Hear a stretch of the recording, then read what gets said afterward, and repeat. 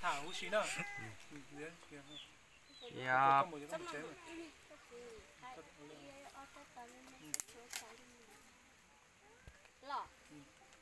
để cô có một chơi có một thả thả có một Sợ cái này nó. Tận tính ăn chua. Tận tính.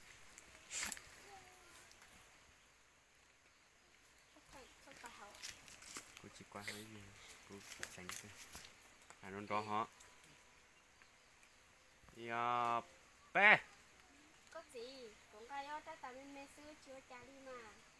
con đi à có cả chim một trái sò của mà liền gà sư mùa có một trái của mà liền gà ta lò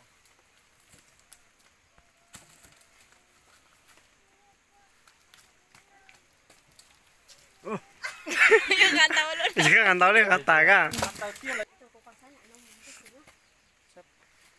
Có gì có nhóm bé có shit thôi này, con này có sợ không nó. con này có sợ bạc không con này một giống tự nhiên. Sao mình nhớ nữa.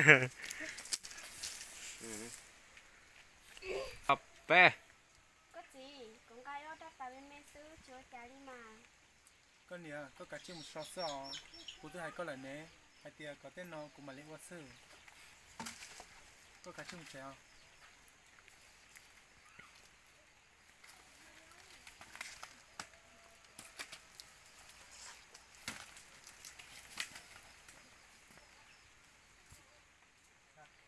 thấy thì giống to chưa? Con rồi. Ở lên hả? Cho tiền đánh ta. Ô, bao nhiêu lộc cả? Ôi. Chị ơi. Dễ quá. Dễ sao kìa. Ôi đi theo. Lá mình nhổn này network tùy đâu là. Chị bỏ mình nhổn cái con. Có giỏi bỏ lại. Bây giờ cô chỉ nhỉ cô bây giờ cô tao. Không nhiều còn mình nhớ nhớ gì cho. Mình nhớ tài lo à. Em lo cái nó kho mà có tính đó đó. Mới giờ khó đại chút xíu gì.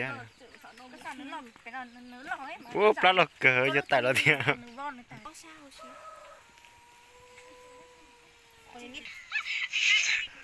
Mình nhớ rồi xíu hay nhá. Theo mình nhớ rồi xíu rõ. Bé. con này à cái nhà tiêu gì cái đấy ô liệt Dạ. Bé. con này à con nhau chơi là chơi solo luôn Sao là gì? con này à con nhau chơi chơi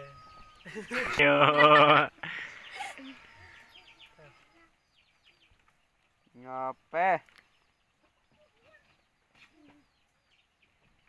con này à con nhau chơi chơi